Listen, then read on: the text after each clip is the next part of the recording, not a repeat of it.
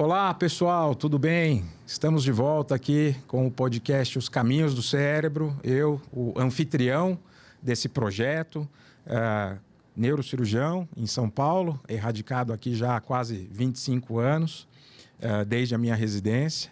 Vamos falar um pouco sobre isso hoje também. Estou recebendo aqui mais uma vez o meu amigo, Dr. Sérgio Listic, pessoa com quem tive o privilégio de conviver por um tempo, quase que diariamente, trabalhamos juntos, né, doutor Listic? Foi uma experiência marcante. Marcante. Mas eu não chamaria de privilégio, né? Não, foi, claro que foi. Poucos tiveram esse privilégio, por isso, poucos tiveram essa oportunidade, por isso que eu chamo de privilégio, doutor Listic.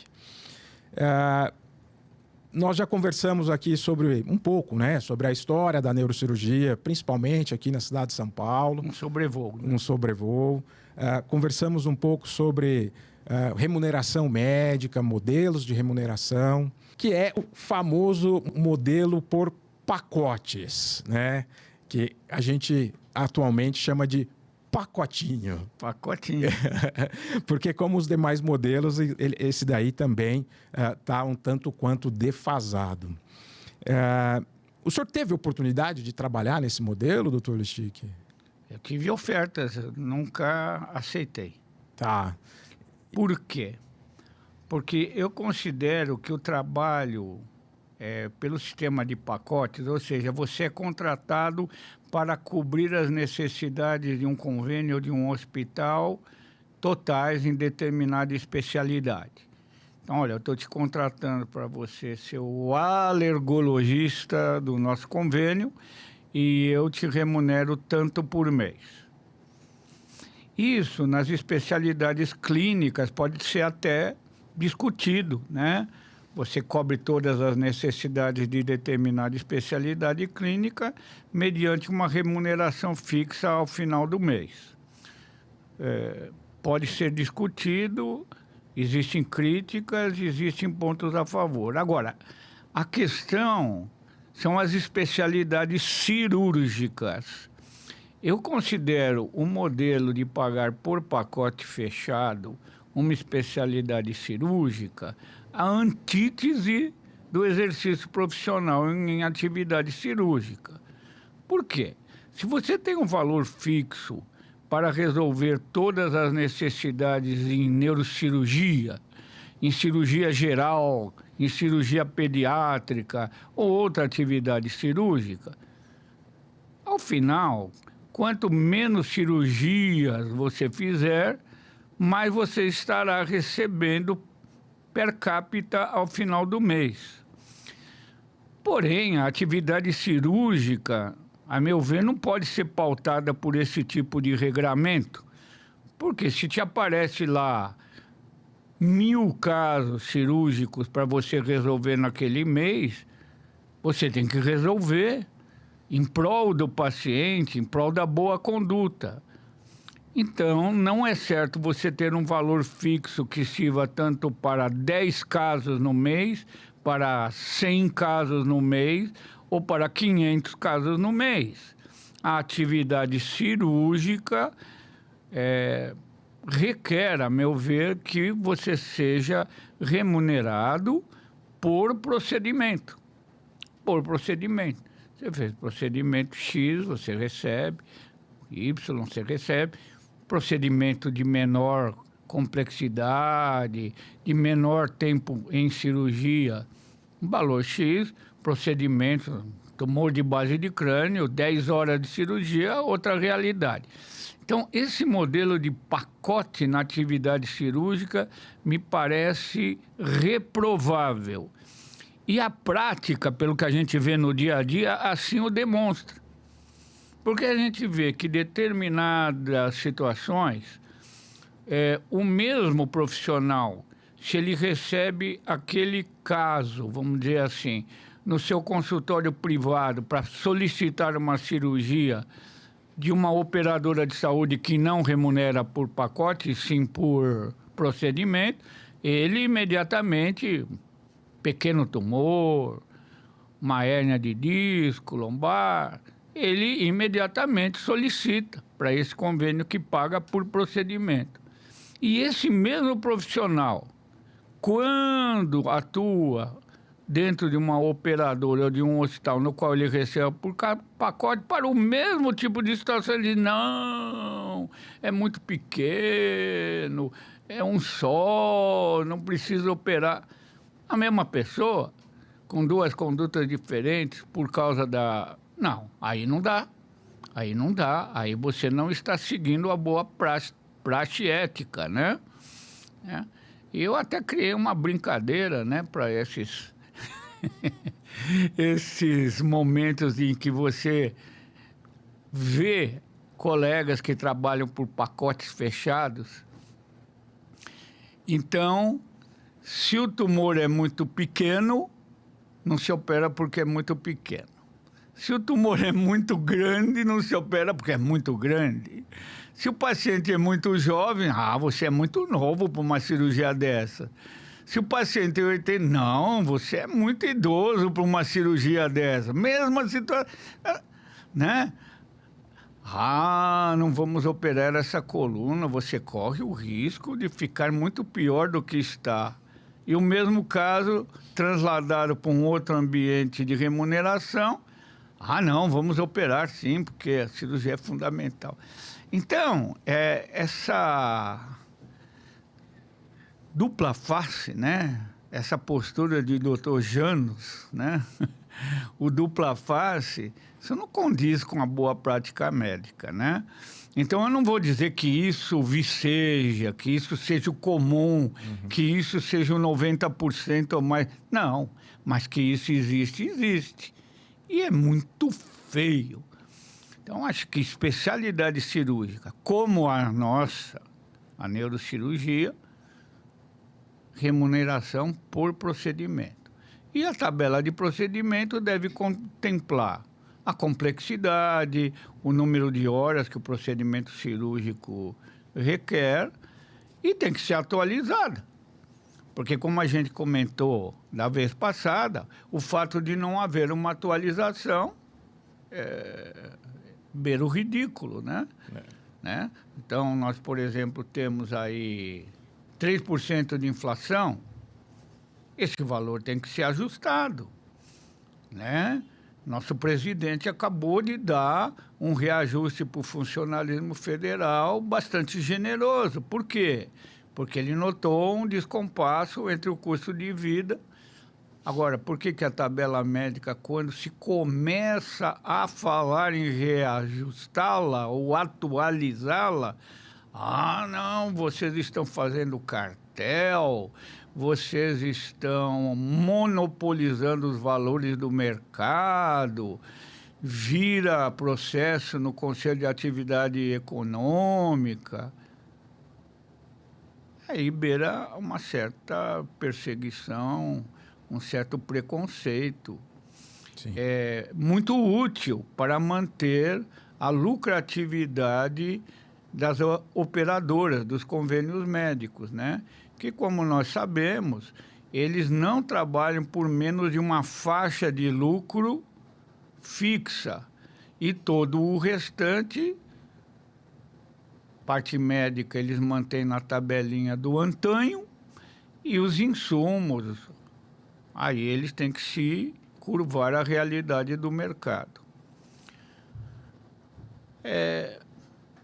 A prova de que o negócio comercial das operadoras não é um mau negócio é ver a forma como as mais fortes, a cada mês que passa, estão comprando mais 3 ou 4 hospitais, ou construindo mais 2 hospitais. Ou seja, se o negócio delas fosse tão ruim, eles não teriam esse poder de fogo financeiro para crescer tanto. Então, o negócio é bom. E quando surge uma certa pressãozinha em prol de um aumento para as categorias da saúde, médicos, enfermeiros, enfim, fisioterapeutas que ganham muito mal, fonoaudiólogos, aí é aquele estardalhaço. Vocês são um cartel, vocês não têm humanidade. Eu acho que quem não tem humanidade são eles, né? E ouvindo o senhor falar, me remete aqui a alguns pontos, né, doutor Lischig? Como eu comentei com o senhor já algumas vezes, aí eu cheguei a fazer um MBA de Administração Hospitalar e Gestão em Saúde, muito mais de uma dor própria, né, de tentar entender e conversar melhor com os gestores de saúde, né, com os nossos diretores, chefes, Nossos etc. contratantes. Nossos contratantes, porque antigamente o contratante era o paciente. Isso mudou. E isso mudou, né? Seguramente mudou. E aí, eu sempre tive um entendimento que o médico ele tinha que conciliar dois interesses antagônicos. Ainda tem, né? O interesse do paciente que quer ter saúde, às vezes até com conceitos equivocados, enfim, uma exigência de que o médico prescreva um exame, um remédio, um tratamento, quando na verdade não precisa, mas enfim, isso é um ponto. Mas o paciente quer ter o direito ao acesso à saúde. E as operadoras, via de regra, pelo menos é o que nos passa a impressão, né? Elas querem o lucro. E uma das formas é negando. Até que recentemente teve aí um crime nos Estados Unidos que o CEO da maior operadora de saúde lá foi assassinado. E diz que a motivação do crime foi negativas. Né? Teve um escândalo na saúde norte-americana. E as emoções chegaram aos extremos. Então, o médico que está na linha de frente, fazendo a assistência, atendendo o paciente, contratado por uma operadora de saúde, ele tem que colocar em equilíbrio esses dois interesses, andando na corda bamba. Né? E o que eu percebo, doutor Lischig, é uma deturpação dos modelos, como o senhor mesmo colocou.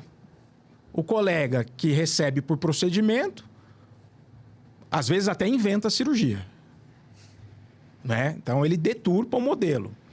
E o colega que recebe por pacote, desinventa a cirurgia. Aquilo com uma indicação que a gente entende como formal, o colega diz que não. Porque é muito velho. Né? Como é que a gente poderia, num livre mercado, tentar conciliar isso? O que o senhor imagina? Bom, no ambiente SUS nós conversamos sobre a carreira, né?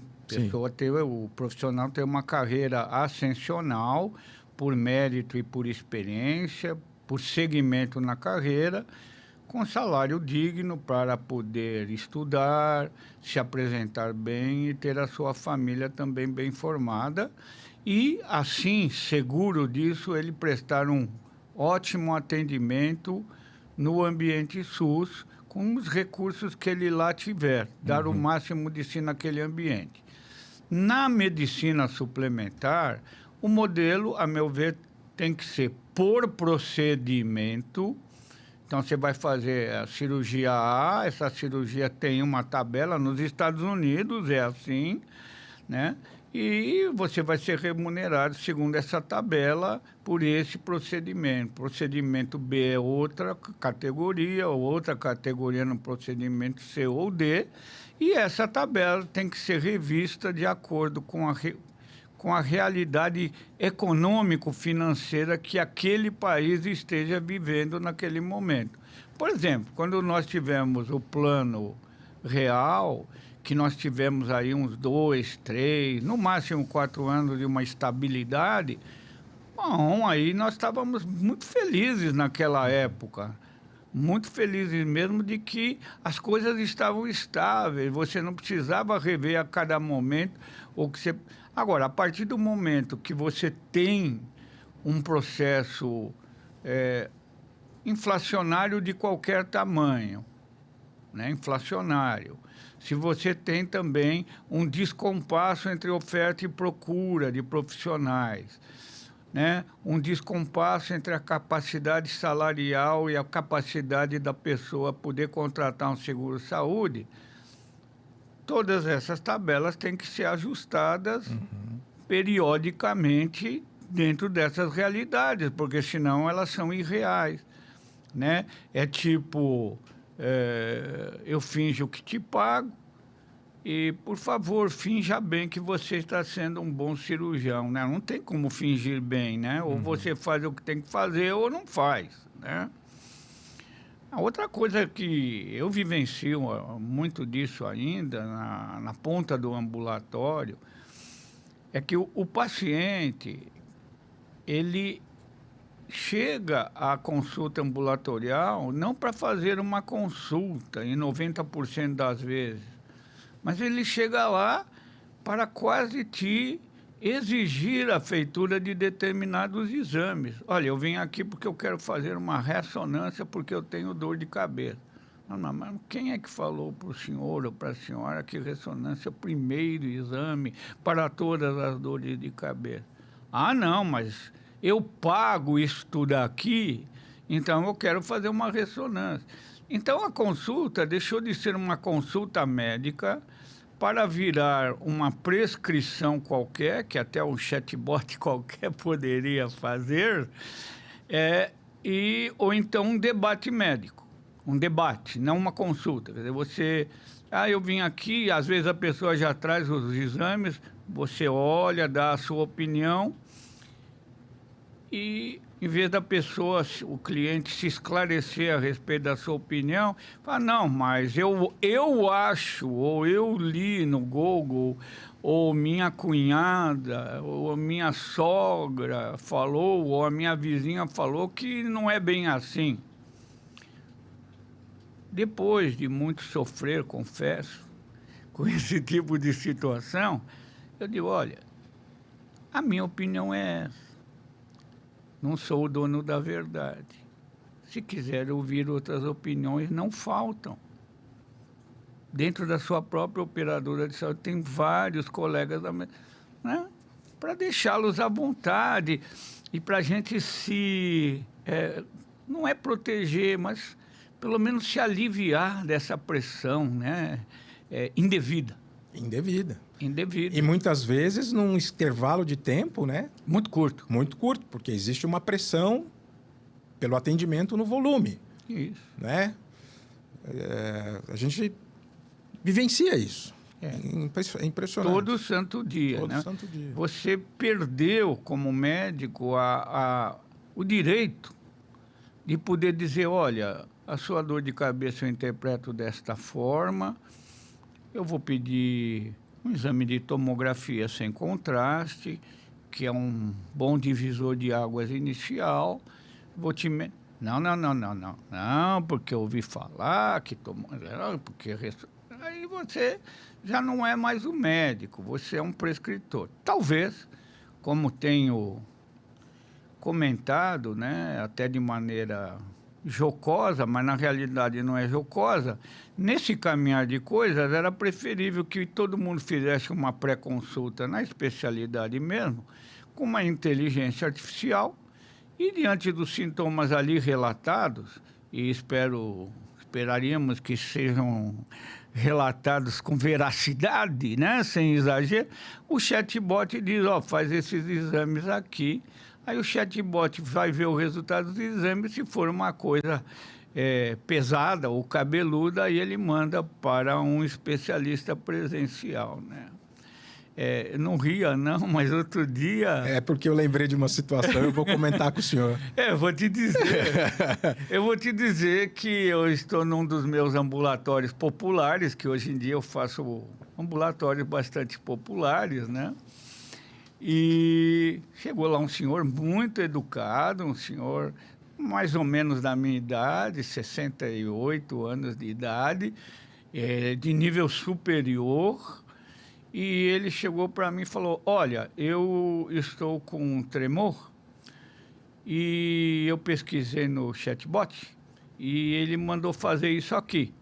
E me deu uma lista de exames sugeridos para o chatbot, e então eu vim aqui para o senhor me pedir esses exames. Então, mais claro que isso, impossível, né, do que a gente está vivenciando. Aí eu olhei a lista do chatbot, é aquela lista que impede erros, quer dizer, pede trocentos exames para cobrir trocentas possibilidades.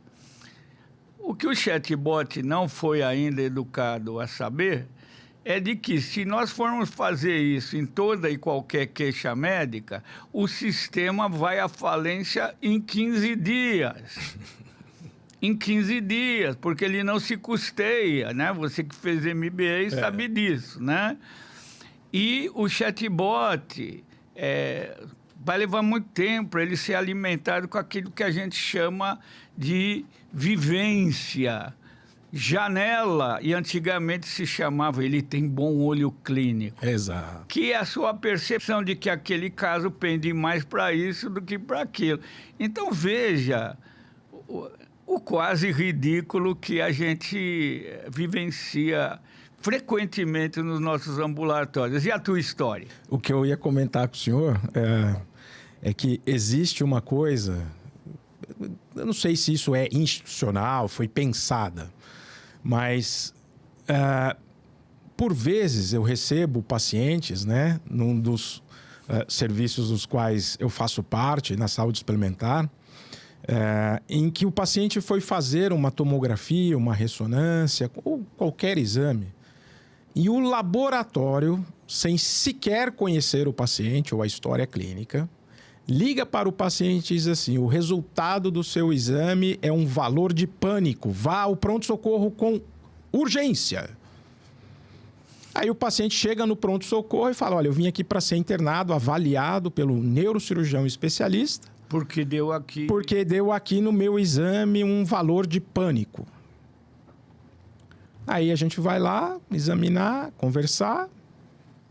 Não é um caso para pronto-socorro. Não existe uma emergência, não existe uma urgência. Mas isso cria um problema, né? Cria um pânico. Cria um pânico. E distorce o sistema, porque ele mobiliza um profissional para uma situação de menor importância, né? Pois é. E isso me remete a um outro assunto, um outro tema, né? A gente estava falando do modelo de remuneração por pacotes e etc., que são os tais protocolos, né? Que, de certo modo, tem relação com essa questão da remuneração, porque o médico hoje, quando ele prescreve um exame, um tratamento para o médico, se ele não está dentro de um protocolo, geralmente a operadora ou o Sistema Único de Saúde, enfim, dizem que não há cobertura para aquilo, que não está no protocolo. E aí, como é que a gente faz? Depois de muito apanhar também, apanhar eu digo, sofrer, né? Sim. Porque isso causa um estresse, né?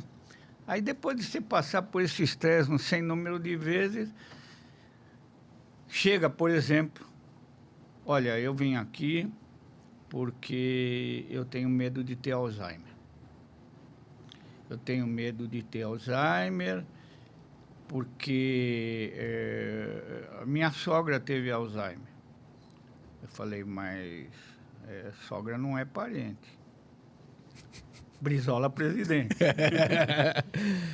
Não, sim, mas o convívio... Não, isso não é transmissível, não. Mas eu tenho medo de ter Alzheimer. Inclusive, só se fala de Alzheimer, eu vi o podcast de não sei quem, ou fulano no programa dominical de começo de noite falando que procure o seu médico especialista. Tá tudo certo, procure o seu médico especialista, mas ele não precisava, naquela sua grandiloquência, né, verbal, usar o tom que apavora tanto, né? Então, depois de muito sofrer com esse tipo de coisa, eu falo, olha, exame preditor até já existe. Está começando a ser aprovado pelos órgãos competentes, FDA nos Estados Unidos, está começando. Mas eles ainda não são consenso, não estão na medicina suplementar. Não está previsto.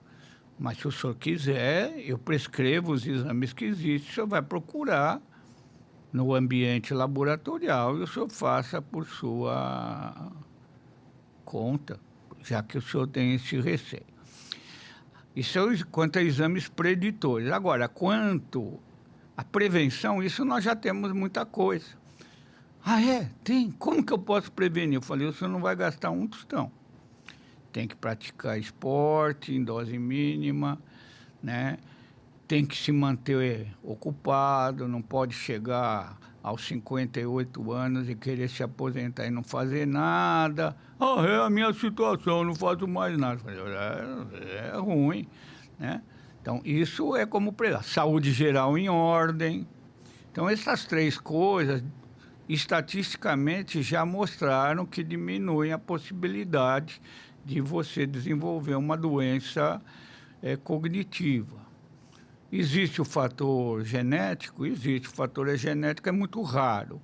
Existe o fator epidemiológico? Por certo. Se você é filho de uma família em que já tenha...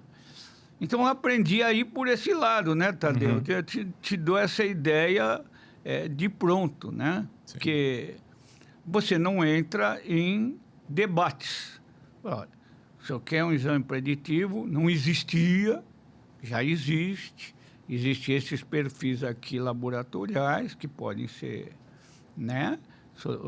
Mas eles não são ainda consenso. Protocolos, algoritmos e consenso. Entre uma coisa e outra, a palavra melhor é consenso. Até a nossa sociedade de neurocirurgia procurou estabelecer essa palavra como paradigma. Nós temos um consenso para determinada doença fazer assim, assim, assim, assim. Por que consenso? Porque a palavra consenso admite uma variação entre as condutas profissionais, dentro de um certo espectro, e também obedecendo à variabilidade de apresentação clínica. Não é uma coisa assim tão fechada. A palavra protocolo é muito fechada. Em doenças cardiológicas, a palavra protocolo é muito enfatizada, porque parece fazer muita diferença a conduta inicial no resultado imediato. Então, eles usam muito, né, protocolo.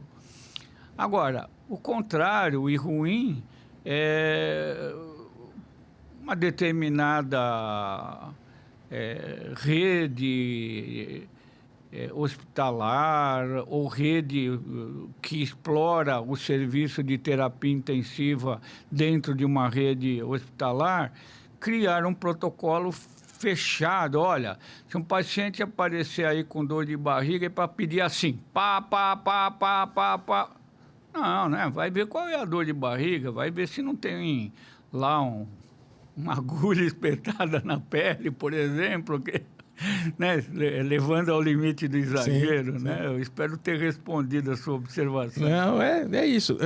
Eu, particularmente, dentro da crítica a isso, o que eu costumo interpretar é que o protocolo, o consenso, nada mais são do que um norte, uma bússola. Uma bússola norteadora. É, norteadora, mas eu tenho que pegar essa informação, obviamente, os protocolos, acredito eu que eles tenham se iniciado muito mais por uma questão de segurança, né? Porque a gente falha, somos humanos, enfim. Então, dentro de um protocolo, quando você está alimentando ali as informações, esse protocolo pode te alertar de algo. Isso eu entendo. Agora, como o senhor mesmo comentou, não pode ser a única possibilidade, porque cada paciente, né, obviamente, é único. E pode ser que aquele protocolo não se encaixe em outras variáveis que o protocolo não leva em consideração para aquele paciente. Exatamente. Né? Uma coisa que eu aprendi a falar depois de burro velho, como eu costumo brincar, mas por que aconteceu isso? E meu primo passou por uma situação parecida e não aconteceu nada disso. Eu levanto a mão. Quantos dedos tem aqui? Tem um igual ao outro? A doença e os tratamentos não se comportam de uma forma cartesiana, Sim. matemática. Eles estão sujeitos, primeiro, às variações biológicas de cada indivíduo. E a resposta à doença que cada indivíduo tem peculiarmente. E também tem o fator acaso. O imponderável também acontece. Então, quando a gente fala em prognóstico, a gente fala no mais provável, naquele que estatisticamente é o mais provável de acontecer. Mas isso nunca é 100% e dele jamais vai derivar uma pólice de seguro em cima daquela afirmativa. Só existem duas fatalidades nessa vida, né, Dr. Sérgio Tadeu Fernandes? Uma é nascer e essa já aconteceu. A outra a gente tenta evitar brigando contra as doenças. Mas nós não brigamos contra o destino. O destino final é a vida se exaurir. Nós estamos aqui para prolongar a vida com qualidade. Isso é a nossa missão, né? E, infelizmente, no nosso modelo atual, que é um pouco desregrado, essa missão, muitas vezes,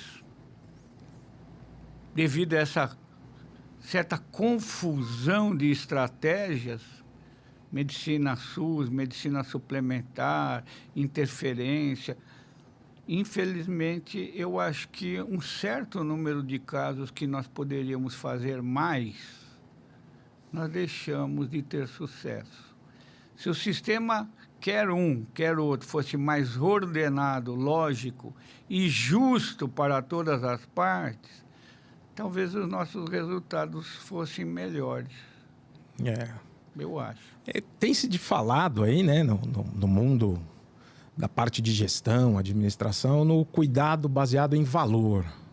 Não sei se o senhor já teve a oportunidade. Não, o que vem a ser esse valor? Eles discutem uma forma de remuneração baseada em valor. Quando você entrega determinado valor para aquele paciente. Resultados. Eles não querem falar resultado. O que vem a ser valor? Então, valor essa é a grande dificuldade. Valor que se saiba no nosso cotidiano é um valor pecuniário, né? Então, essa ainda é o grande dilema daqueles estudiosos do assunto. Na realidade, eles criaram uma palavra, mas ainda não deram um significado para ela. É paradoxal. Exato, eles buscam indicadores que são indicadores clínicos de qualidade, associados a indicadores de satisfação do usuário. Mas ainda não tem essa fórmula. Mas pelo menos eu enxergo como sendo, talvez, né, pelo menos uma preocupação de que o modelo não está adequado. Sim. E de que ele precisa... Esse caminho me parece tortuoso demais para... Né? Agora, a respeito à satisfação, pois eu tive a curiosidade de... Uma época eu fui olhar determinados sites norte-americanos de satisfação. Então, eu procurei o nome de um grande neurocirurgião, nosso ídolo. Ídolo não. Ídolo, né? Ídolo já é jocoso demais. Mas um neurocirurgião extraordinário, de resultados fantásticos, nosso colega radicado nos Estados Unidos. E estava lá a apreciação de um paciente. Era uma cirurgia, Tadeu, de uma complexidade brutal. Era um meningioma da base do crânio, extensíssimo, cirurgia de 14, 15 horas de duração. Muitos fazem várias etapas, esse nosso colega faz uma etapa só, ele descansa um pouco, volta, tal. Avaliação do cliente. A cirurgia foi ok. Em inglês, né? The surgery was ok.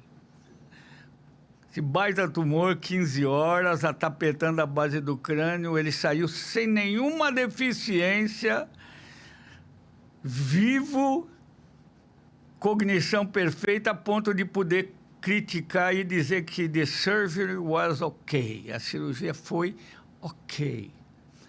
Mas o cirurgião, eu nunca mais o vi, ele não veio me olhar no pós-operatório, mandou os assistentes dele prosseguir até o momento da alta. E verbalizou uma insatisfação brutal nesse sentido. Uhum.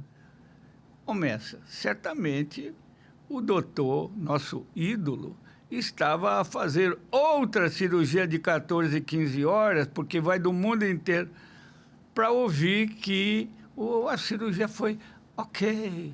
Mas o fato dele não ter ido lá mostrar seu largo sorriso, né? Aí eu fico pensando que aqui, ao contrário, nós temos determinados colegas que pouco fazem, mas fazem questão de entrar no quarto dos pacientes, até num vetusto hospital aqui da Avenida Paulista.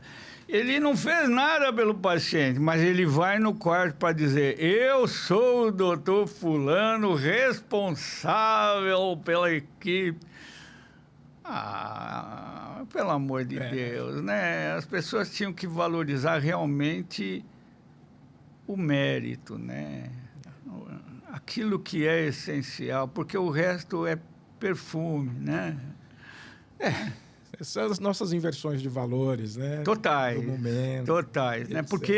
Porque o ser humano é muito complexo, né? Demais. Muito complexo. Demais. Agora, é óbvio que na contramão, se você tem ali uma situação muito triste, muito emotiva, de uma perda muito precoce, aí realmente eu acho que ninguém se furta, por mais ocupado que seja, de ir lá e expressar o seu carinho por qualquer família. Mas uma coisa é uma coisa, outra coisa é outra coisa. Nós não podemos impingir, e eu acho que a operadora pode querer impingir de você ser, como é que é a palavra da moda, da nova língua? Acolhedor. Acolhedor. Tem que fazer o acolhimento. O acolhimento. Agora, a definição de acolhimento é que não está bem estabelecida. O que é o acolhimento? É o sorriso de marketing, a presença do marketing, ou você, diante de uma situação de gravidade, ser pronto e tomar as decisões que podem fazer diferença naquela vida? Eu tenho visto que o que importa é o sorriso mercadológico. O jaleco engomado, de linho egípcio, a gravata Hermès, sempre presente, do que aquele uniforme surrado e cansado de horas e horas de cirurgias ou de plantão. E só para as pessoas pensarem um pouco, que a verdade não está nem no 8, nem no 80, ela deve estar por volta do 40, né? Né? Não sei se eu já comentei com o senhor, mas em certa oportunidade, nas minhas andanças, eu cheguei a ouvir de uma pessoa de cargo administrativo. Sim, eu custo acreditar que o meu entendimento foi o que realmente a pessoa quis dizer, tá, doutor Chique? Mas eu escutei que o resultado cirúrgico não importa. O que eu faço dentro da sala de cirurgia não importa. O que esse gestor queria era a satisfação do usuário.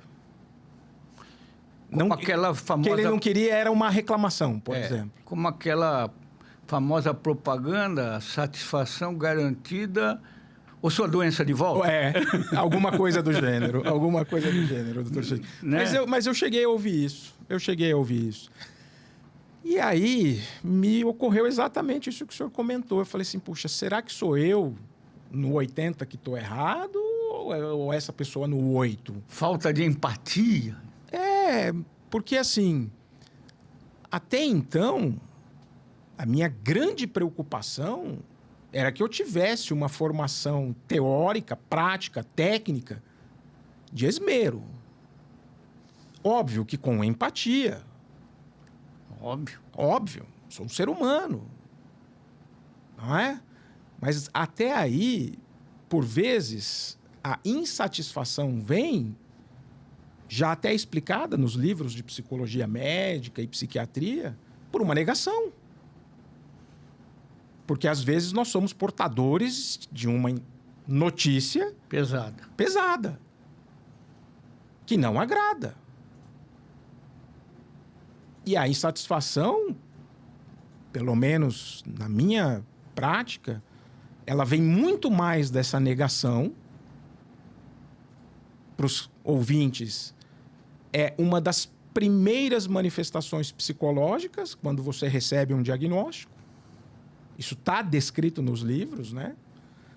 Você fala para um paciente que ele é portador de um tumor cerebral, qual é a primeira coisa que vem na cabeça? Não.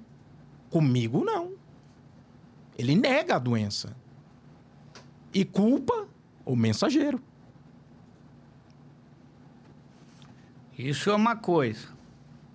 A outra coisa é a forma como você o não aceite da situação e a forma como a pessoa interpreta aquilo que você está falando. Posso exemplificar com um caso? Da época que a gente estava junto em equipe. Então, eu me lembro que fui passar a visita naquele Vetusta Hospital. O ouvinte já percebe que a gente evita muito de citar nomes, né? Ou totalmente. Mas fui passar a visita no início de tarde naquele Vetusta Hospital. Eu sempre começava pela terapia intensiva, né? E chegando lá, eu vi casos que nós tínhamos da véspera, e quando eu já estava saindo, o colega plantonista falou: tem um caso novo que internou essa madrugada aqui, era a sua cobertura? Era assim. Não, então é seu caso, o senhor pode opinar? Eu, claro. Qual é a história? A história de uma moça, não jovenzinha, mas jovem senhora, solteira, e ela tinha tido um episódio único e inicial de uma convulsão, nunca tinha tido antes, e questionava-se se ela teria alguma deficiência motora no território da musculatura facial. Ela tinha feito exame de imagem básico, a tomografia sem contraste na emergência. Da onde estava, eu olhei, ela estava sentada, ela estava bem, estava sentada no leito, e eu de longe, naquela época eu enxergava bem melhor, né? Eu vi que realmente ela tinha uma assimetria, uma deficiência da musculatura facial. Falei: olha, ela tem um facial, e é um facial central, a imagem não mostra nada. Aí eu fui até ela, primeiro episódio, expliquei: olha, primeira convulsão no adulto, nós temos que aprofundar um pouquinho essa investigação, né? Então, já vai servir para o ouvinte também entender um pouquinho de certas condutas e estratégias. A gente aprofunda, o exame subsequente é uma ressonância, porque tem coisas que não aparecem na tomografia sem contraste, feita de madrugada, vamos fazer uma ressonância. Assim, pedi a ressonância, ela estava muito bem, liberei ela da UTI. No dia seguinte, nossa equipe, eu estava presente, eu acho que você não estava, vimos a ressonância e tinha lá um glioma de baixo grau na região pré-central, motor acessória. E já munido desse resultado, eu fui ao quarto, ela estava com o irmão dela, e eu falei: olha, a causa da convulsão ficou melhor estudada agora com essa ressonância, e tudo indica ser um glioma primário. Expliquei para ela o que são gliomas, tumores intrínsecos, a sua gradação, que o primário, o de baixo grau é um tumor de crescimento lento, pode aparecer nessa idade adulto jovem, etc. E o que o senhor recomenda, doutor? Olha, eu recomendo o seguinte: como a senhora é jovem, na época a conduta mudou, você me corrija se eu estiver equivocado quanto à conduta moderna. A senhora está muito bem, mas a senhora é muito jovem. Se a senhora tem um glioma primário, eu creio que o melhor caminho seja a cirurgia. Quer para a gente comprovar se é um glioma primário, quer para a gente tentar, se for o caso, uma ressecção para a senhora ter uma margem maior de segurança e qualidade de sobrevida. Mudou a conduta de lá? Não, a conduta continua a mesma. Porém, a pergunta é a seguinte, e essa cirurgia, doutor, é tranquila? Aí tem aquela minha expressão, né? Sabe qual é, né? Sim, tranquilo é dar bom dia. Tranquilo é dar bom dia e muita gente não dá, né? Você passa por uma pessoa aqui na enfermaria, a pessoa não te dá bom dia, isso é tranquilo. Primeiro que uma cirurgia cerebral de tranquilo não tem nada. Essa, em especial, por estar na área motora acessória, pode, e a meu ver, se acompanhará de alguma deficiência motora. Essa deficiência poderá ser transitória ou permanente, certo? Não é o objetivo da cirurgia, mas é o risco da região em que a gente vai estar operando. Não quero. Não, a senhora está bem, eu acho que a senhora deve tomar a decisão que lhe pareça melhor, se aconselhando com seus próprios familiares, e ouvir mais opiniões. Olha, como eu nunca tive aquele negócio de I'm the best, eu estou bem longe de ser the best, né? Falei, olha, você pode procurar este, dei 3 nomes, são colegas meus de especialidade, até conhecidos, e que se dedicam ao tratamento desses gliomas. Vá ouvir a opinião deles. E posso receber alta? Pode, a senhora já está medicada com anticonvulsivante, está bem. E se a senhora quiser voltar para que a nossa equipe cuide, a gente cuida com o maior prazer, não tem problema nenhum. Vá buscar aquilo que melhor lhe alicerce. E essa parte da história eu acho muito importante, o médico dizer, vá ouvir outras opiniões, eu acho que isso resolve muitos dilemas, sabe, Tadeu? Bom, ela não voltou, de onde eu concluí que ela acabou por se tratar com um daqueles 3 ou outro colega. Quase um ano depois, ao assistir uma sessão no Congresso Estadual de Neurocirurgia, da nossa querida Sonesp, aquele colega que se dedica aos gliomas mostrou o caso dela.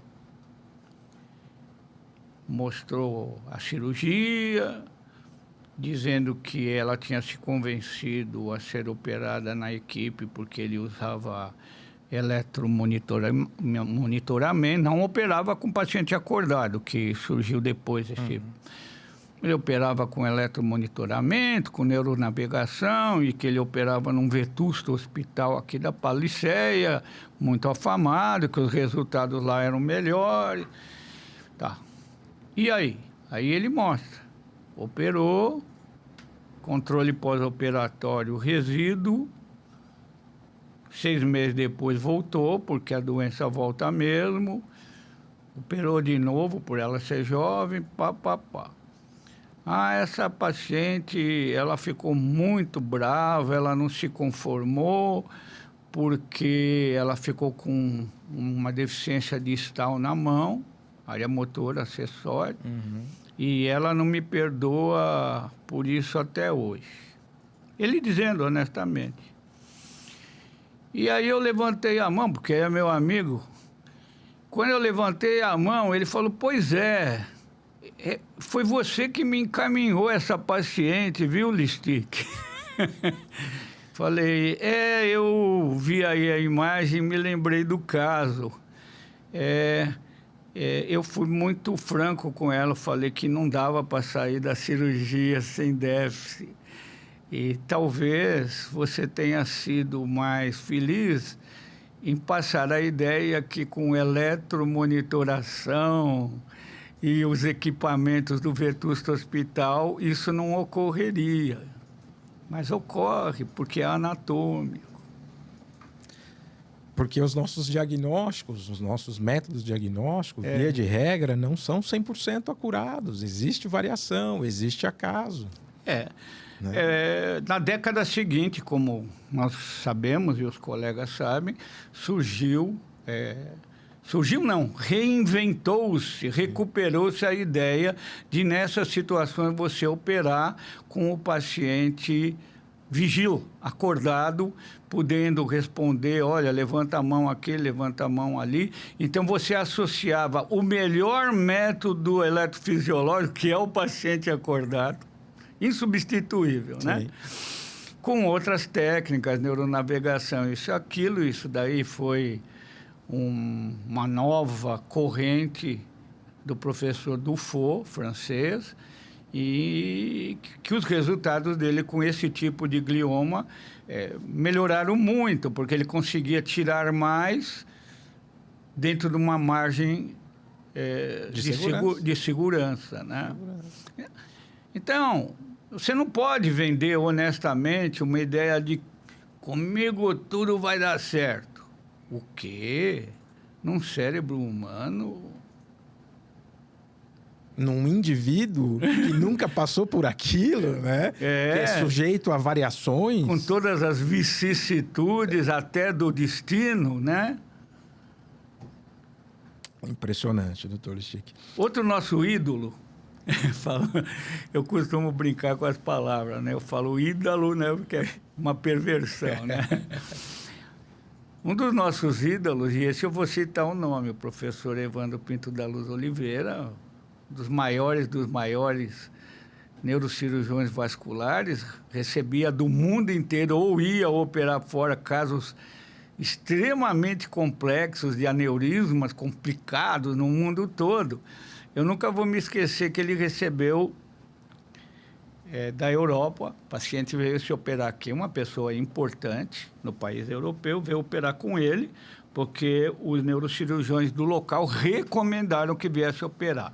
E ele não pôde, naquela ocasião, se deslocar para operar lá. E ele preferia mesmo, nesses casos complexos, que fosse operado no ambiente dele, né? Mais à vontade, com anestesista e equipe toda. E era o chamado aneurisma em espelho. 2 aneurismas gigantes em espelho, da parte anterior do polígono, debruçado sobre a via óptica. E a paciente tinha deficiência visual importante. E ele eram aneurismas ateroscleróticos, quer dizer, aneurismas mais difíceis, né, em relação ao tratamento. E ele começou operando um lado e, em decorrência da manipulação cirúrgica, a pessoa piorou da visão naquele lado. Fazia parte do risco. Sim. Pesou-se na balança o risco de piorar a visão e o risco daquele aneurisma voltar a sangrar, porque... Ou o progredir dele acabar ceifando a visão do mesmo jeito. O outro era em espelho, idêntico. Mesmas características, etc, etc. Ele falou para mim, olha, Sérgio, foi difícil para mim, mas eu fui até a paciente e falei, olha, na minha opinião, apesar de tudo, tem que operar o outro lado. Mas eu não posso perder o outro lado? Pode. Mas se não operar, um dia vai perder por igual. Agora, a chance da gente resolver o outro lado bem e isso ser preservado definitivamente, existe e é grande. E aí a senhora fica curada. Pois ela emprestou a confiança, ele operou o outro lado e foi tudo bem. Então, de um lado, a cirurgia piorou a visão, do outro lado, preservou e curou. Uhum. E a gente sabe que o outro lado poderia, com o passar dos meses, ter uma recuperação. Não total, mas sim. São histórias, né? São histórias, e dilemas, que a gente vive todos os dias. Histórias e dilemas. E que o chatbot...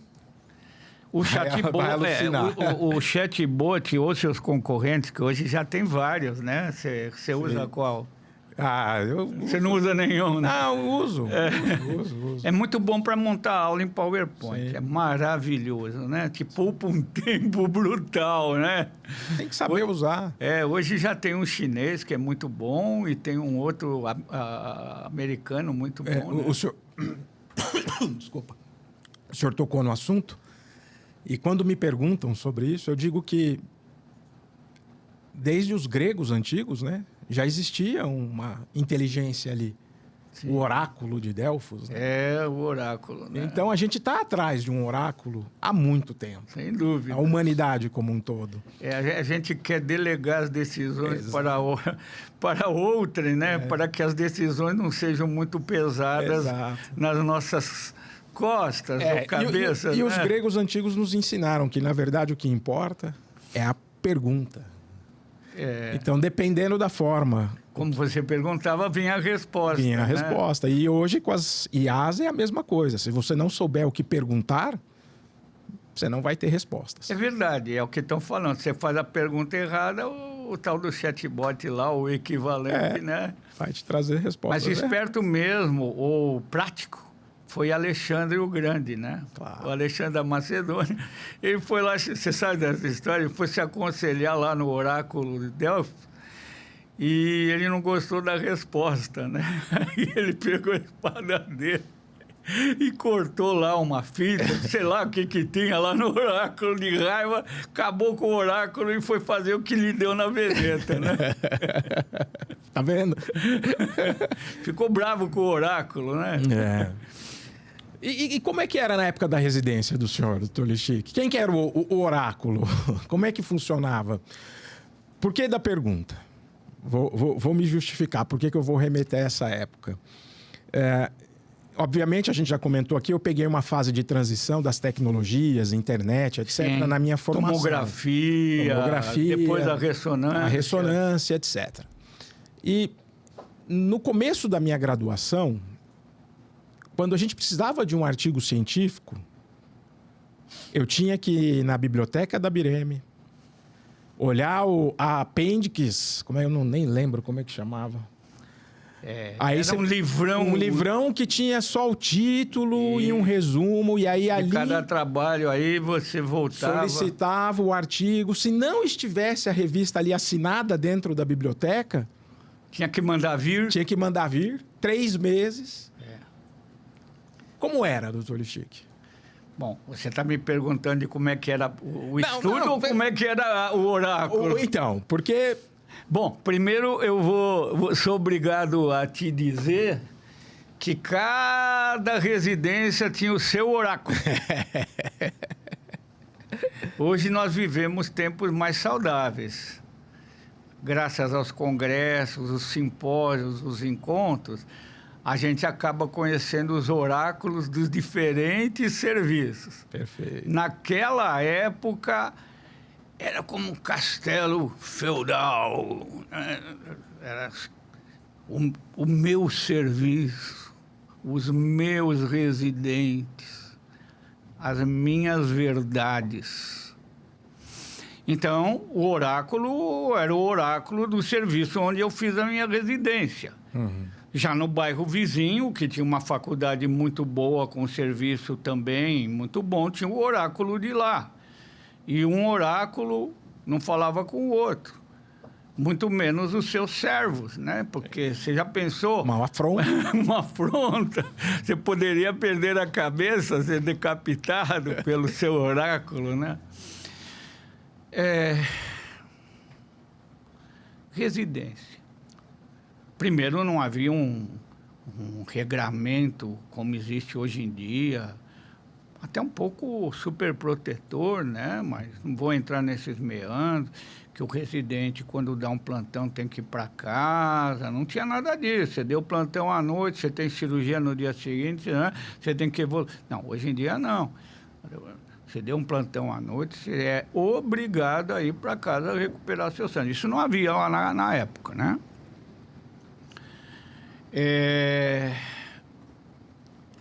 E as condutas eram aquelas que emanavam do seu chefe de serviço, daquela escola. Uhum.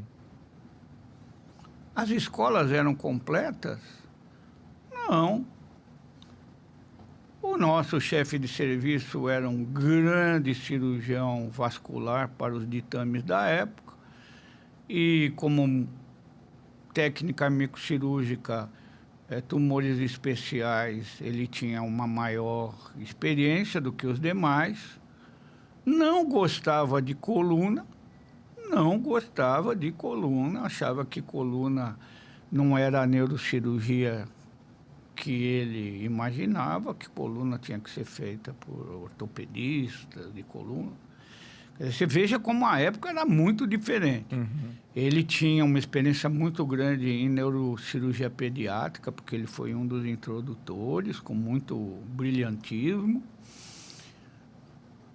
Não gostava de fazer cirurgia de carótida, ele achava que deveria ser o cirurgião vascular, e assim por diante. Não gostava de funcional, não fazia cirurgia das epilepsias, não fazia transfenoidal para hipófise, operava tudo por via transcraniana. Ao mesmo tempo, na mesma cidade, a poucos minutos de distância, você tinha um outro chefe de serviço, também de um hospital universitário extremamente tradicional, mais no centro da cidade, que ele tinha vindo com uma formação de outro centro e ele operava muito bem coluna cervical por via anterior, tinha trazido a estratégia de Cloward, né, para cirurgia de coluna cervical por via anterior, operava também aneurismas, mas por uma técnica diferente da piterional, ele tinha outras vias de acesso, tinha uma postura muito boa em relação a tumores também, tinha vindo do serviço do professor Poppen, que era um paradigma naquela época. Não bastasse isso, num outro bairro, num outro serviço, tínhamos um outro neurocirurgião, de menos idade, mas já vetusto, que tinha visto a escola inglesa e a escola americana também, fazia cirurgias da pineal, coisa que no serviço onde eu estava não fazia. Aí você ia, por exemplo, para outras cidades, tinha outros neurocirurgiões, mas não se falavam, não se trocavam experiências. Olha, eu fiz assim, deu certo. Ah, vou tentar fazer. Não tinha disso. Pelo contrário, não. Isolamento, né? E havia o viés, que hoje em dia se procura evitar, deve existir mais ou menos, aquele viés do eu simpatizo com o teu jeito, né? Eu gosto do teu jeito ou eu não gosto do teu jeito, né? E os que eram simpáticos dentro de uma química de empatia, não por ser, não bajulação, não, mas é uma empatia, uma química, eram os queridos, né? Eu hoje, né, estou mais risonho, mas eu era um emburrado, né? Era um cara fechado, mas fechado por determinadas circunstâncias da época, não da minha índole. Então foi uma época difícil. Mas teve alguns acontecimentos, sabe, doutor Sérgio Tadeu Fernandes, que assustam por terem ocorrido. Então, eu me lembro que na época da admissão ao serviço, o edital tinha saído lá, fechado, 2 vagas de neurocirurgia. 2 vagas de neurocirurgia. Edital é edital, né? Você tem que cumprir o edital. Um concurso público. Sim, a residência, embora tivesse essas características plenipotenciárias, era um concurso público, saía publicado no Diário Oficial, o número de vagas oferecidas saíram 2. E foi uma luta muito grande, porque na turma que estava se formando, 3 colegas, quer dizer, eu e mais 2, tínhamos vontade de fazer neurocirurgia. E ficou aquela coisa difícil, porque um tinha que ser eliminado por um critério X ou Y. E eu estava em débito com o serviço militar. Sabe que a gente era sorteado? Eu fui sorteado no primeiro ano da faculdade. Quando eu fui lá pronto para me apresentar, falaram, não, o senhor não precisa servir agora. O senhor é estudante de medicina, o senhor pode adiar até o final da faculdade e o senhor serve depois de formado como médico. É muito mais interessante para o senhor. Então, como eu tinha esse débito e tinha que quitá-lo, né? Eu fiz chegar a notícia aos meus 2 colegas concorrentes e também que eu tinha obrigação. E talvez fosse possível acomodar a situação das 2 vagas de forma que eu fosse para o Exército, aprovado, e automaticamente os outros 2 candidatos estariam admitidos. Isso apenas transferiria o problema para o ano subsequente. Se ia ser 1, 2, 3, não é verdade? Você me entendeu? Sim, entendi. Porque o senhor está aprovado, mas como não vai cursar, Eu não ocupo a vaga. não ocupa a vaga, E entra. 2 colegas. Isso. Só que no ano seguinte, ao invés de 2 vagas, seria uma. Seria uma. Quer dizer, depois eu posso te contar o que aconteceu no ano seguinte e no subsequente também, para mostrar como as coisas não são assim tão rígidas como nos editais, né? Certo. Bom, assim foi. Aí, você sabe, a gente passa um período no CPUR, fazendo adaptação, aprendendo as hierarquias, os procedimentos básicos da vida militar, como prestar continência, a quem prestar continência, e assim por diante. E nisso você fica lá uns 90 dias até ser designado para o local onde você vai ser o médico, né? Pois, em chegando no local onde eu ia ser o médico, o subcomandante chegou para mim e falou, olha, uma feliz coincidência que você seja lá do Hospital das Clínicas, porque teve aqui um cabo que teve um derrame e ele foi para o Hospital do Exército, e do Hospital do Exército, depois de exames, foi transferido para o HC, disse que ele tem que fazer uma cirurgia lá na neurocirurgia. Então, você vai visitá-lo. E se você vai visitá-lo, é uma ordem, né? Na hora eu já cocei o cabelo, né? Eu falei, puxa, agora eu vou ter que ir lá no ninho, né? Sei lá que ninho, certo? E vim, né? E por força das obrigações, tive que ir uniformizado, lógico, porque eu estava a serviço. E fui, visitei o cabo, fiquei sabendo que era um aneurisma, que o nosso professor, o Oráculo, ia operá-lo, portanto, seria operado pela melhor experiência que havia em São Paulo naquela época, sem dúvida nenhuma. E quando eu já estava me preparando para ir embora, encontrei com um dos colegas que tinha prestado aquele concurso, né? E olha só, falei, oi, como vai? Tudo bem? Tal. Ele estava com aquela cara de pós-plantão, né? Aquela cara de garoto propaganda da cerveja, aquela cerveja Caracu, né? Não é verdade? E não, eu falei, aí ele reclamou que era muito serviço, né? Que tinha cirurgias do plantão, tinha as enfermarias, tinha as histórias, as admissões, etc. E, por exemplo, ele tinha andado plantão, mas ele só ia terminar as coisas dele lá para o fim da tarde, então ele iria descansar. Hoje é diferente, hoje você sai do plantão, você vai para casa. É lei, é norma. Eu falei, mas vocês estão em 2, né? Porque eram 2 vagas. Aí ele, naquele jeito, né? Ele é muito engraçado, ele coçou a cabeça assim como eu estou fazendo. E falou, não, nós estamos em 3. Falei, ué, não foi uma briga geral que tinha que ser 2, porque não cabiam 3, porque era 2, porque era 2, porque era 2. Sabe o que é, Listic?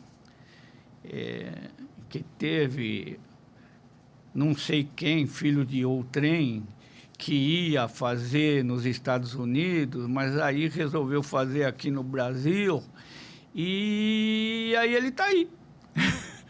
Aí, muito bom, né? Quer dizer que eu quase morri de infarto ano passado, à toa, né? Porque, não é?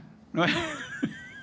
O senhor tomou uma decisão, tá certo que tinha obrigação, né, Sim. do débito com o Exército, mas... Mas, por exemplo, se eram 3 vagas, entrava 3, eu ia embora, acomodava o outro, sem grandes novelas, não é Sim. verdade? Sim. Mas precisou. Agora, aí, só num pano rápido, você me perguntou como é que era a residência. A residência tinha disso também, né?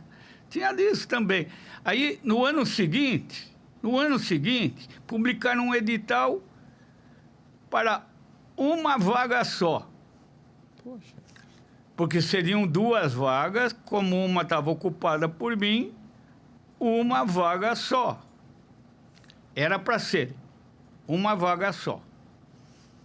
Só que tinha um colega da faculdade e tinha outro colega de outra faculdade, muito bom, muito capaz, que tinha passado em todos os concursos. Aí foi um forró-bodó, né? Porque entrou o outro, aí o outro ficou bravo, e entrou na justiça, e papai e já enlameou todo o negócio. Então, isso sempre existiu? Sempre existiu. Sempre. Aí no outro ano, já no 3º ano, publicaram certo.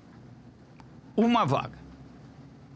Ah, uma vaga, não tinha ninguém no exército, estava tudo certo, tudo bonito. Aí entrou, era um colega só interessado. Ficou tudo bem. Não, mas tinham 2 interessados. Não era um, tinham 2 e um foi preterido. E ao ser preterido foi fazer residência lá no serviço onde você foi fazer residência. Foi preterido e tal. No mês de abril, quer dizer, 4 meses depois de terminar a residência, de iniciar a residência, perdão, eu estou lá na biblioteca fazendo um resumo de alta. O meu colega de ano falou, o fulano passou da neuroclínica para neurocirurgia. Que bom. Mas e como é que fica aquele outro que foi preterido e foi boa? Afinal de contas, era uma vaga ou 2? Era uma. Mas o outro, ótimo colega, ótimo neurocirurgião, sem dúvida nenhuma. Mas ele tinha entrado na residência que ele tinha aplicado-se, né? É correto você preterir um para ele ir para... E aí depois a vaga você cria... Ficou um negócio difícil. E eu pensei, durante décadas eu pensei... Posso me alongar? Não, claro, não, porque eu estou aqui imaginando, porque... Estou vendo que a sua boca está caindo de estupefação, né? Doutor Lichique, a gente sempre escuta histórias dessa forma, né? Mas até então são lendas, a gente não tem conhecimento. Não é de lenda, não. São crimes prescritos, a meu ver. Mas a questão... Assim, eu quando terminei a graduação, eu fiz faculdade no interior, né? Fiz faculdade na Faculdade de Medicina de Marília. E ao prestar as provas de residência em São Paulo, a gente escutava, olha, quem forma na USP, passa na USP. Quem forma na escola, passa na escola. Em Marília não tinha residência de neurocirurgia. Eu falei, bom, então eu vou ficar sem residência, porque... Se não é na minha escola... Se não é na minha escola, onde será, né? Pois é. Aí, durante muito tempo, eu pensei que isso tinha sido só naquela época, que tinha se corrigido isso, que tinham tomado mais cuidado ao se fazer os editais, mais cuidado no ordenamento e na imparcialidade das provas. E realmente, durante muito tempo, isso foi corrigido, porque era desagradável essa situação. Mas depois houve uma recaída, né? As doenças podem recair, né? Aí depois eu fiquei sabendo, através de uma testemunha ocular daqueles novos tempos, certas nuances de que não se submeteu à prova, porque na época estava indeciso, mas depois se arrependeu, quis fazer. Então, eu quero... Deu-se um jeito de que aquela vaga surgisse. Por aí. Com isso, eu não quero dizer que as pessoas que eventualmente se beneficiaram dessa situação são colegas maravilhosos, excelentes neurocirurgiões. Nenhum deles eu classificaria como canhoto dos 5 membros, jamais. Mas custava haver um certo rito, né? Uma coisa assim, né? Eu acho que não custava, né? Isso me remete, né, a uma das discussões sociais, que é a questão das oportunidades iguais, né? Então a gente percebe que isso é cultural. É cultural. É cultural mesmo. O Peru Vaz de Caminha, ele pediu lá, né? Vossa Majestade, perdoai-me, mas tem um primo meu. Não está lá na carta. Tem um primo meu que gostaria de ganhar um cartório. Para você ver como as coisas eram não só pessoais, como personalíssimas, eu já estava adiantado na residência. Acho que eu estava no final do 3º ano. E aí eu vou citar um nome, porque é uma pessoa inesquecível pela sua simpatia e bondade, o doutor Luiz Alcides Manresa. Era chefe do pronto-socorro, né, da equipe de pronto-socorro. E sempre me tratou muito bem. Uma pessoa que eu sempre tive um carinho especial. Nunca trabalhei junto com ele, mas pessoa agradabilíssima de se conversar, sempre histórias. Eu aprendi a contar história com ele, com o professor Walter Carlos Pereira, com o Túlio Esquibuola. Eu aprendi a contar essas histórias. E o doutor Manresa chegou para mim: Sérgio, eu vou te pedir um favor, nós vamos ter uma reunião de casos e complicações dos casos do pronto-socorro, e você, por favor, me apresente o caso paciente X lá. Tinha sido um caso que tinha deixado todo mundo muito triste, porque era uma pessoa de nível cultural muito elevada, que tinha sido atropelada e que foi operada em tempo. E eu, que estava no plantão, eu operei em companhia do assistente do staff. E o resultado da cirurgia foi muito bom.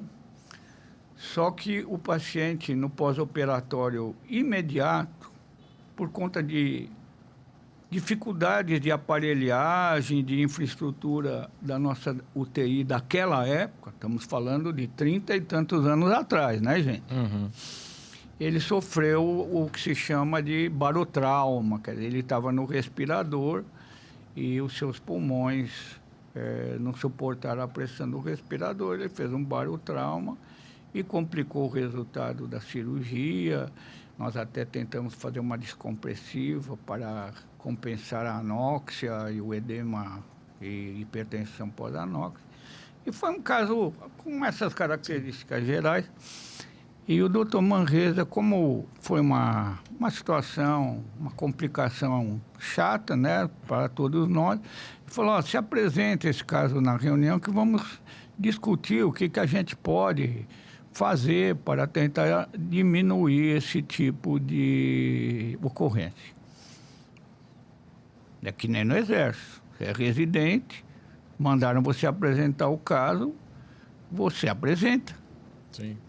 Eu apresentei o caso como eu acabei de te mostrar o caso. A hierarquia lá era o seguinte: o doutor Manresa era o chefe de clínica, aquele que dava o torque do funcionamento da equipe de pronto-socorro. Mas acima dele havia um vetustíssimo professor, um dos iniciadores da neurocirurgia no estado e na capital, grande neurocirurgião, de excelentes resultados para o que se poderia acontecer na época. Ele era o chefe nominal do serviço, né? O chefe, né? Dr. Manresa era o chefe de fato, né? Eu apresentei o caso E esse professor falou, mas e daí? Vocês estão apresentando esse caso aqui na reunião, por quê? Foi feito um diagnóstico, foi tomada a conduta, ele teve uma complicação e essa complicação prejudicou o resultado. Eu não sei por quê, mas na realidade eu sei por quê. Aquilo me caiu muito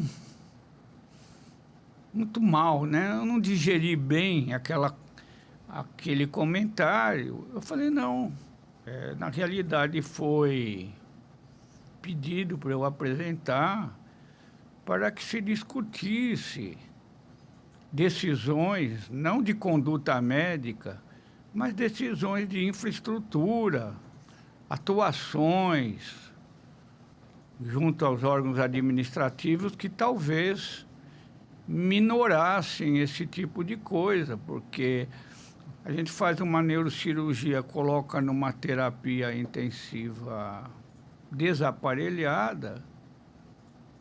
Pra quê, rapaz? O homem estava na segunda bancada, pulou de lá colérico, vermelho, rosto, a careca vermelha. Eu não admito que você fale assim do meu serviço.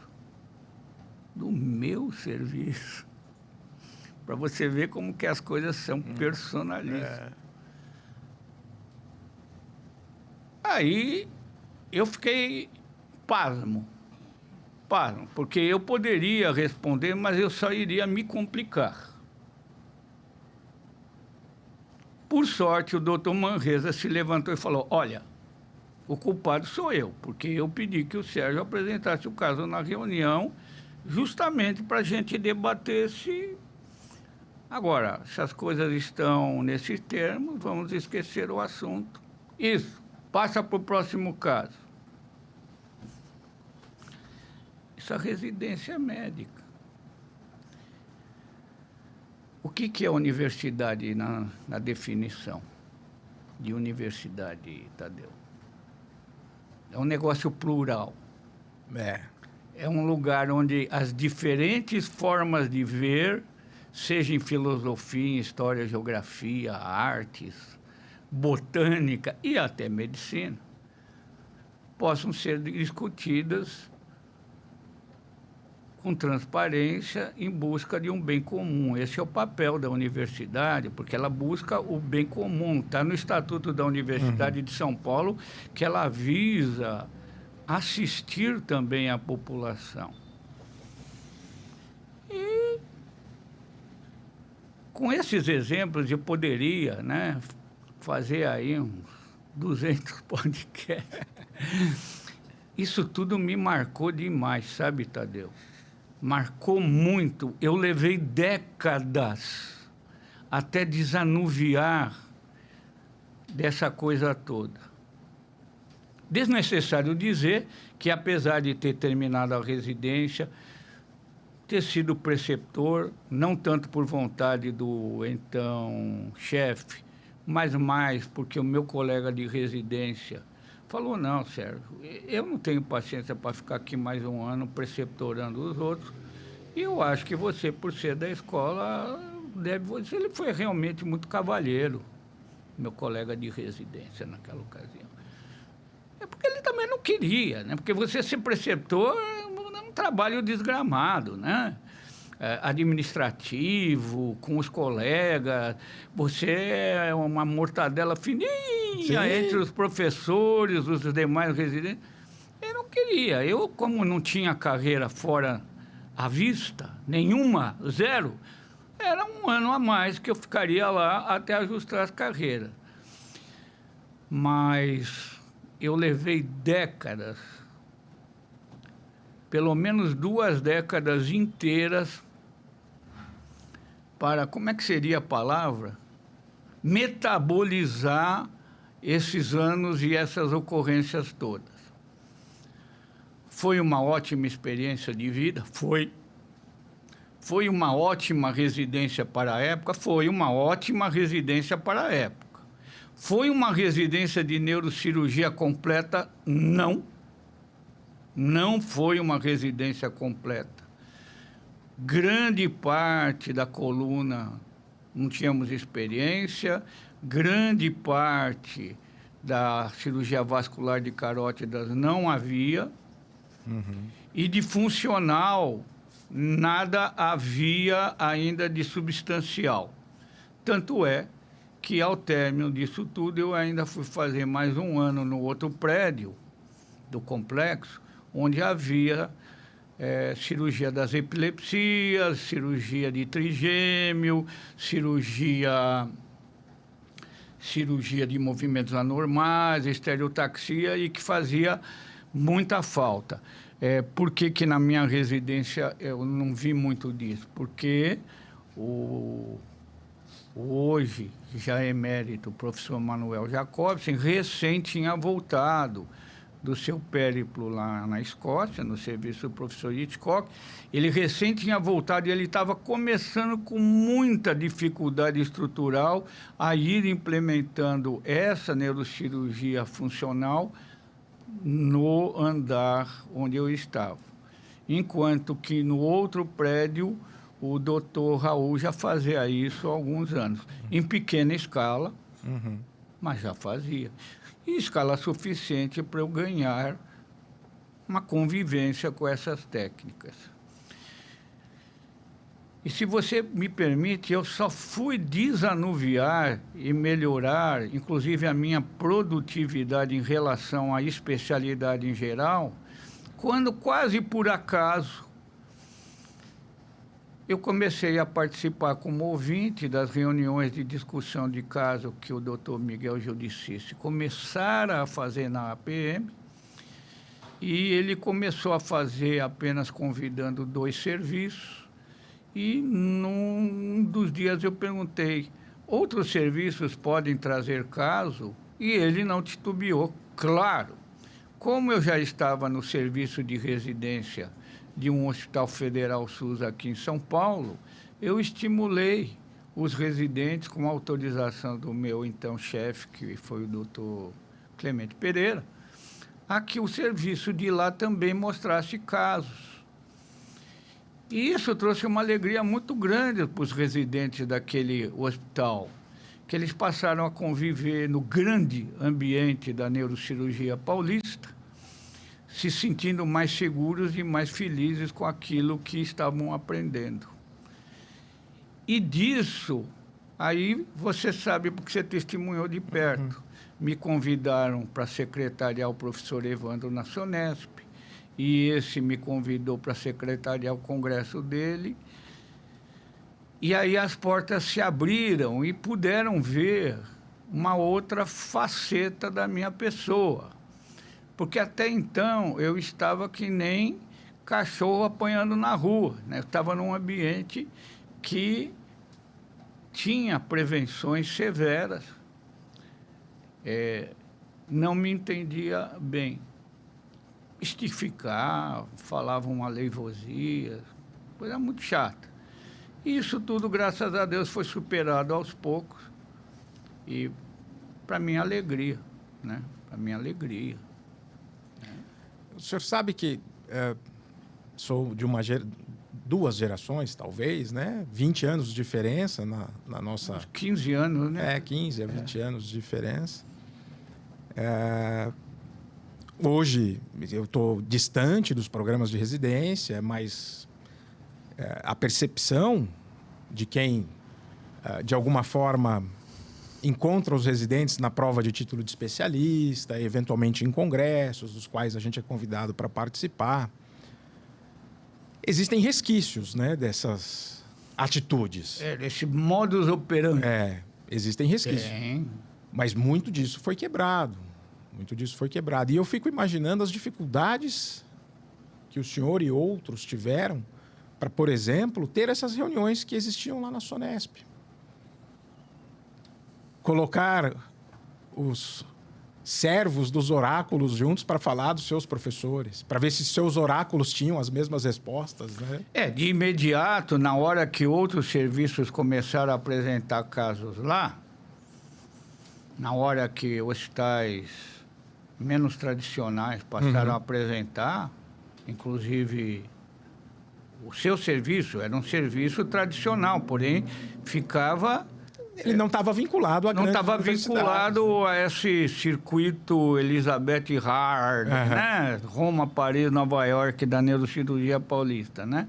Embora o chefe do serviço, o fundador do serviço, fosse uma das pessoas mais eruditas que eu já conheci, o professor Walter Carlos Pereira. Mas assim que começou a haver esse intercâmbio do pequeno residente humilde vindo de outro estado que estava fazendo residência nesse hospital federal, SUS. Esse residente começando a mostrar que ele também operava, que ele também estudava, que ele também sabia, a primeira coisa que se fez foi dos senhores feudais baixar a ordem de que o serviço não participaria mais de tais reuniões. Por quê?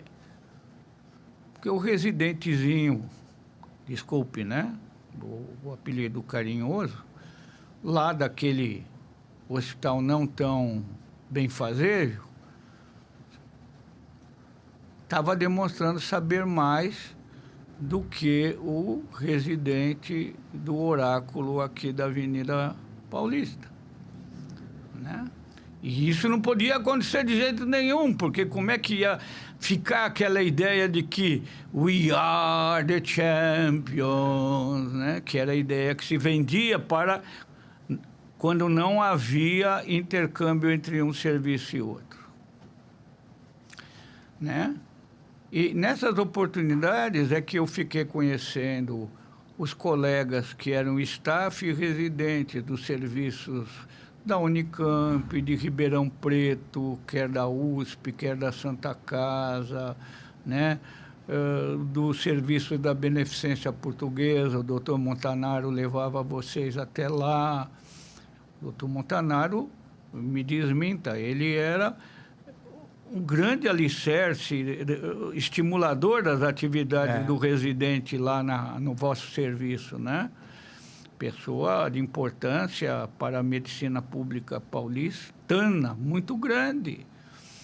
Porque não é o Zé Bedeu, que trabalha no Hospital Chique, que opera gente chique, que faz a grande diferença, e sim aquele colega que dedicou 25 ou mais anos da vida dele num hospital municipal, com as dificuldades todas que nós sabemos que tem, para fazer neurocirurgia e não deixar os pacientes na mão.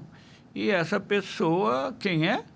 Montanaro, Freitas, Dorsa e outros. E outros. Então, esses são as pessoas a quem eu reverencio muito. E eu reverencio muito a qualidade intelectual do PhD, o conhecimento do PhD, não os desrespeito.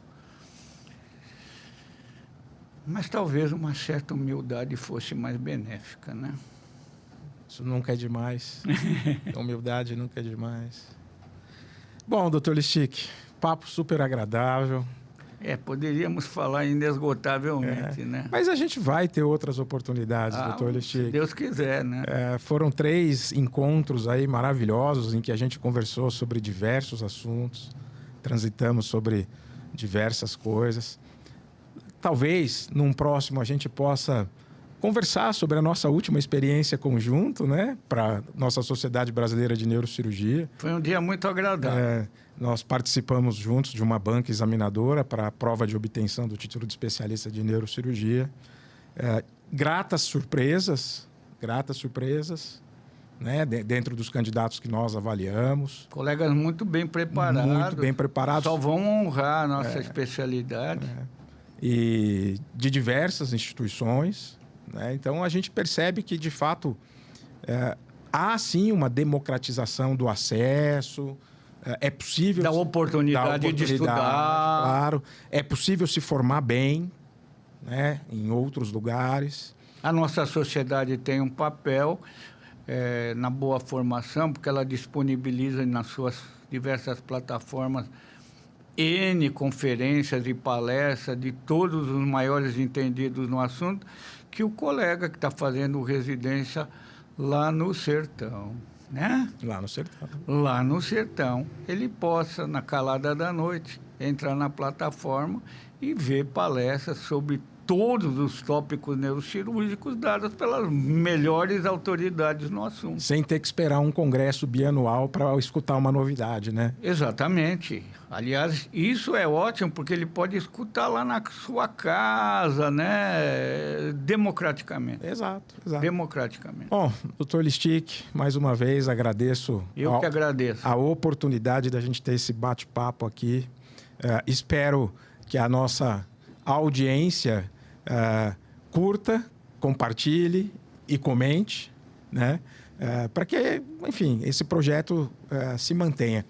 Não dependo muito dessa audiência, sabe, doutor Listic? Eu acho que isso vai ficar para uma eternidade e seguramente nós vamos voltar aqui a conversar.